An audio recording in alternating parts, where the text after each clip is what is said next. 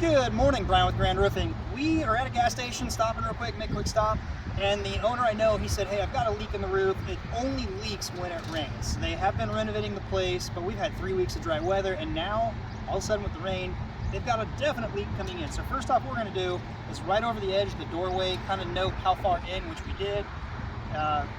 Kind of have an idea, because I know the door is right over here, over the edge. And about 15 feet in is where this is. I've checked all the general area for any tears, punctures, slices. A few things I'll point out right now.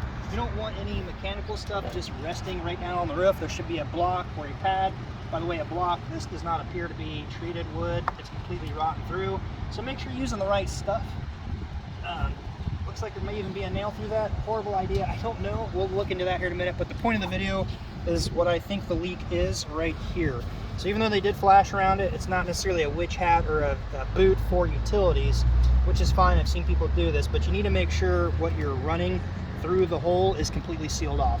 Now, part of my suspicion of what's going on here is I rotated these as rainwater is hitting this, which by the way, he did say is only doing it when it rains. So it's not a plumbing issue, it's not a condensation issue, which would occur all the time.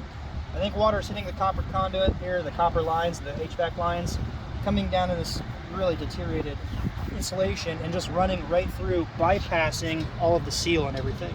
So what we're gonna do is just simply tear away, carefully cut, make sure you're not scoring the copper itself, but just trim it back a little bit. We're gonna use GEOCEL 4500 brand, which is an awesome product for rubber EPDM material.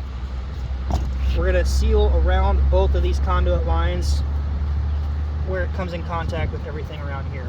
That should address the issue. The next time it rains, we'll verify that it's taken care of or still leaking or not, and kind of go from there. But it did look over the whole area, did not see anything. Now we're gonna address this real quick.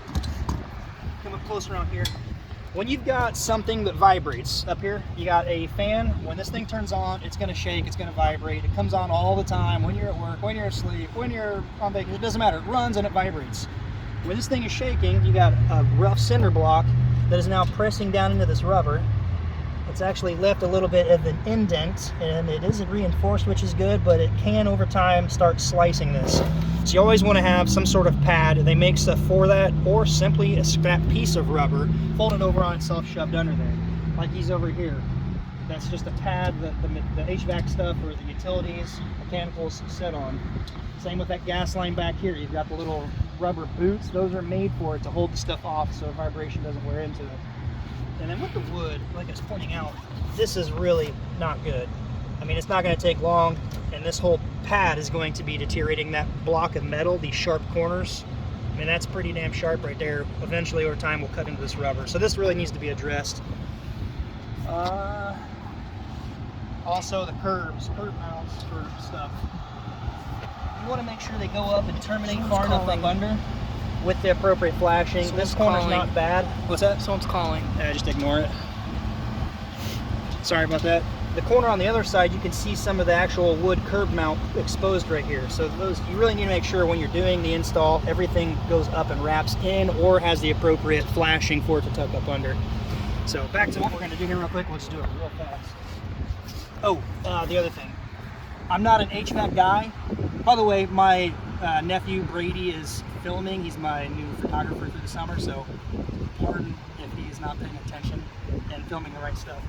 All right, so I'm not an HVAC guy, but I do know that copper is softer than this steel, this galvanized steel, and that's a sharp edge. So again, with the vibration over time running, I would say, hey, Mr. Obvious, you could, again, over time, cut into this copper.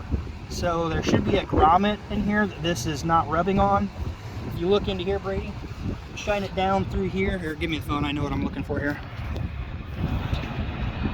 If it'll focus through there, I don't know if it will. Okay, you see where that copper terminates down? It's kind of hard to see, but it is black. Might be able to peek in through right here and see it. Yeah, so that one inside there's a black plastic rubbery ring that covers the sharp edges. Anyway, you want to make sure things like this are addressed. No different than when you're working with electrical. You don't run your electrical lines right through and have it rub on a sharp edge that will eventually cut, chafe into the insulation, then short it out, trip a breaker. No different than this. Over time, it could wear this out to where your coolant comes out. You lose pressure and just have some issues. All right, So I'm gonna get this done and get moving because we're actually on a job today. We're gonna try to shoot a little bit of extra content. I need to get going. This we're just kind of throwing in. Make sure you use the right material. Make sure you're paying attention to the little detail. That's gonna set you apart from the other people. Because this roof was just replaced within a few years ago. One of my former employers did this. I remember driving by and seeing them. Just a little detail, like this. Now that's not on them, that's on the HVAC people, but the curb mount back here, back into yonder, where the rubber wasn't up quite far enough and you can actually see the curb block, little things like that. Attention to detail. If you guys can't find this at your local building supply places, you're not gonna find it at your Lowe's, Menards, Home Depot, you're gonna need to find it at your roofing supply places. If not, when I get a chance later tonight, upload this, I will put a link to where you can get it on Amazon. You're gonna pay a little bit more, but I know they've got it there and they'll deliver to you. So until next time, be safe. See you on the next video.